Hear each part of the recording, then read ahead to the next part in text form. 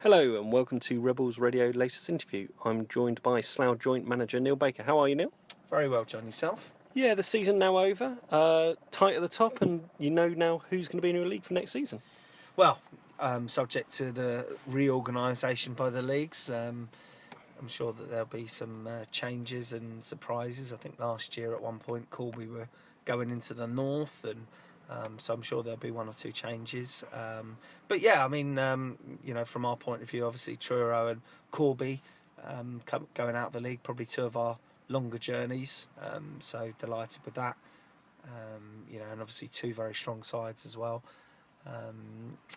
Disappointing for Paul to go all the way and then lose it on the final Saturday. Yeah, I mean, Poole were for me, the best side we played. The performance where they beat us 4-0 at home, for me was the most complete performance against us all season. I think that they probably missed Marvin Brooks and Walker. And I think that's probably what ended up costing them. They'd probably just run out of legs a little bit, and a couple of major injuries to their players, and I think it's ended up costing them. And it just goes to show that if you do pick up one or two sort of big injuries as such, then it can have a detrimental effect. And you got to feel sorry for Paul, but it is what it is. That's football, and Corby were incessant in chasing them down, and you've got to say hats off to them. I know we had a bit of a fractious game with them, but fair play to Tommy Wright and his players for doing what they did, because it's a hell of an achievement, because they were absolute miles off it, and at no point did I think that Paul were going to blow it, and unfortunately they did. Yeah, so two other strong teams suggested to come down from the Conference South, probably likely potentially to be Farnborough Staines, depending on, as you say, the divisional reorganisation. It's going to be a tough division next season. Yeah, it's going to be very tough. I mean, you've got Leamington, something's got to give it somewhere. I mean, there's talk of Cambridge and Histon going over to the Ryman League, and until the league is structured, then we can't really tell, but we know it's going to be strong. You've got Kettering, you've got Merthyr, who are both going to be very strong next season. Bedworth have won their playoffs. That's another nice new ground, but obviously they've got the 3G in there, which is good. I'm sure they'll be strong.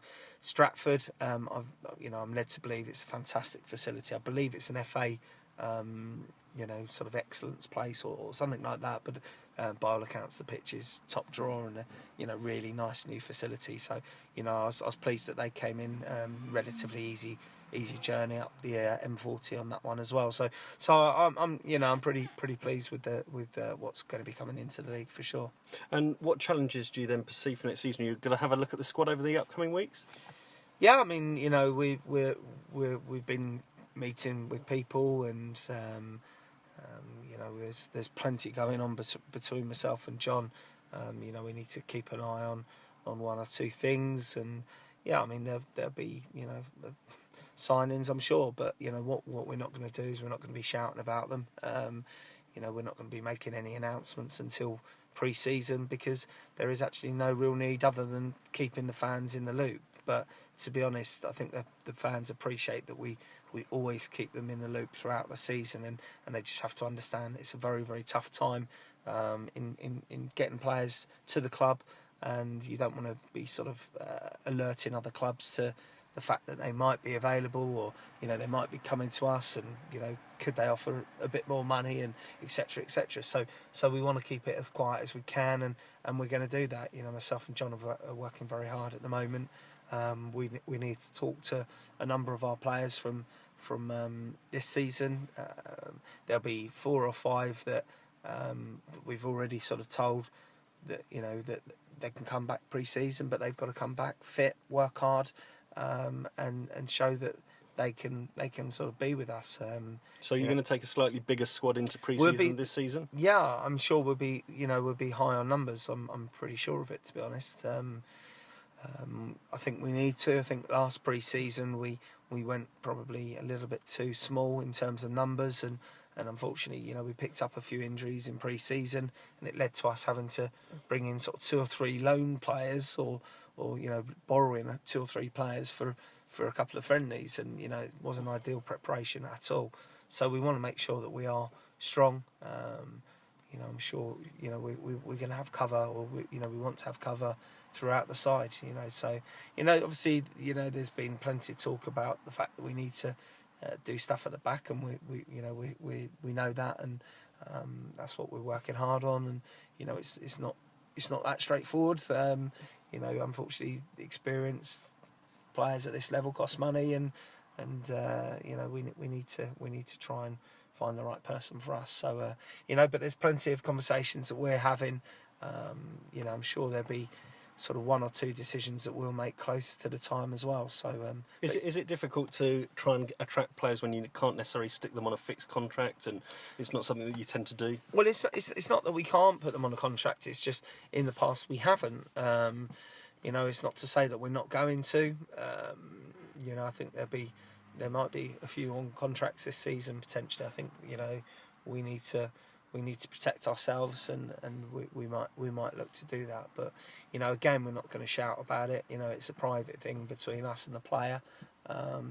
You know, and that's that really. But and likewise, budget similarly, you're not going to discuss openly and publicly what conversations you and others have had potentially with Steve. No, absolutely not. No, I mean, you know, it's something that we sit down and discuss, and we work off the back of that, you know. And listen, we want to be competitive. You know, we were competitive this season up until probably the last couple of months, 2 or 3 months of the season, whereby, you know, although we were competitive in one or two, you know, a few games, I don't think we've done ourselves justice. And that's why, you know, myself and John were a little bit disappointed come the end of the season. People say, well, yeah, you know, we've done the job of staying up. That's not really how we work. But what we have realised is it is a really tough league, and we can't just sit there and go, right, we're going to go and get in the playoffs, and we're going to do this and do that, because it's actually a very, very strong league, and everyone else is in the same position. So we just have to be confident that we can put a side together that will improve on this season. And that will be tough, because you are going into the second season, and you know, you're a little bit more known by other clubs, and you know, so we need to make sure that we come back firing and try and get as many points on the board as possible early on, because that helps you in the long run. Are you concerned any players that you currently have and want to keep, you know, say some of those people who perform well and achieved awards at the end of the season may potentially get lured off to other clubs? Listen, you can never say anything in football. You know, I think we've got a pretty good relationship with the players that we have and the players that we want to keep. You know, hopefully they won't, you know, want to go anywhere else. But you can never tell. You know, you never know what's going to happen in football, so you can never say never. But we're relatively confident that the players that we want to keep will want to stay with us. You know, we try and make it a good place to be. Granted, it's been difficult at times this season, but you know, I think at the same time they appreciate that we're looking to try and improve things, and are hoping that it will be, you know, a positive place to be, especially if the building starts on the ground and other aspects. Talking about the presentation awards, have you got any thoughts or voice on that? No, I mean, you know, it was nice. You know, it was nice for them to be shared around a little bit. Unlike last year, where Warren cleared up. I asked Warren whether he wanted anything this year. You know, after last year, where he absolutely, you know, walked it really. But no, it was good. You know, I felt. You know, I think the lads as players. You know, I know myself. You know, for me, the biggest one was always player of the year. You know, that's the one where, you know, where your fellow players that you play with are the ones voting, and you know, I was delighted that Scott Harris won that. I think a lot of his work goes unnoticed by a number of our fans, you know, and it doesn't go unnoticed by the players and the management. You know, he works so hard for the side, and by the way he is and the way he plays, he creates chances for others by doing the dog work and you know, the ugly side of the game sometimes. And you know, whilst Scott's probably not the most technical of players that we've got, he's one that you definitely want to have in your squad. And you know, I was delighted that he won that. Obviously, myself and John chose Eddie and Ryan. You know, Eddie's attitude and his goal scoring has been very good. You know, we had one or two words with him early on in the season. He had a couple of injuries and a few little bits, but he went off and played a few games for Cove, and he come back, and I think he's been absolutely top drawer since. His work rate's excellent, and I think he fully deserved it. And the same with Ryan. Ryan's just one of those players that you know what you're going to get from him. He's there week in, week out. He never misses a training session.